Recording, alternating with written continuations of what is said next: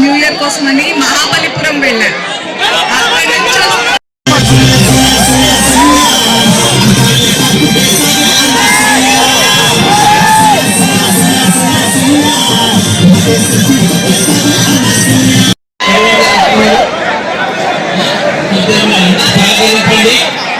మీకు మీరు మాకు ఇబ్బంది పెట్టేది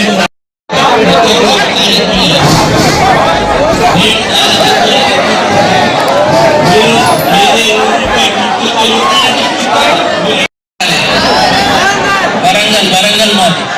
నేను పుట్టిన ఊరు వరంగల్ అండి. Orugallu Orugallu thank you.